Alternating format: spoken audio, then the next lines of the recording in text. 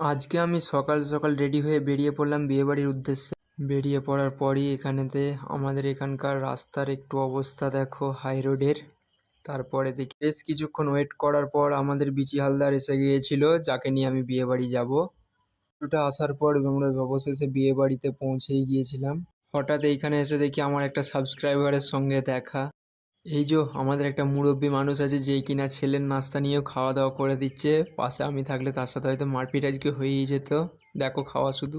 ঢোকার সময় ভাবছিলাম যে নৌকা নিয়ে নামতে হবে, কিন্তু খুব খারাপ অবস্থা হয়ে গেছিলো। কাল সারা রাত বৃষ্টির কারণে এরকম অবস্থা। তাই বর এসে কী করবে কিছুই মাথায় ঢুকছিল না আমার। যাক, ফাইনালি আমরা সিট পেয়ে গেলাম, জায়গা মতন বসেও পড়লাম। এখানেতে প্লেট নেওয়ার পর আমি হালকা করে নাস্তা করে নিলাম, কিন্তু ওরা কেউ কিছু করেনি। ওরা সবাই বিরিয়ানির জন্য অপেক্ষা করছিল। বাকি এটা কুত্তার ধনের মতন, এই সরি, এটা কি দিয়েছিল আমি বুঝতে পারছিলাম না। আপনার জানলা অবশ্যই। কিছুক্ষণ ওয়েট করার পর অবশেষে বিরিয়ানি চলে এলো এবং সবাই খাওয়া দাওয়া আমরা একসঙ্গে শুরু করে দিয়েছিলাম।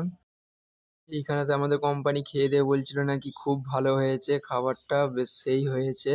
বাকি এখানে খাওয়া দাওয়ার শেষে আমরা বাইরে বেরিয়ে স্প্রে নিয়ে একটু মারামারি দেখে নিলাম। পরে আমরা বাড়ির জন্য রওনা হলাম। বাড়িতে অবশেষে পৌঁছে গিয়েছিলাম। বাকি নেক্সট ব্লগের জন্য এই চ্যানেলটি ফলো করে রাখবেন।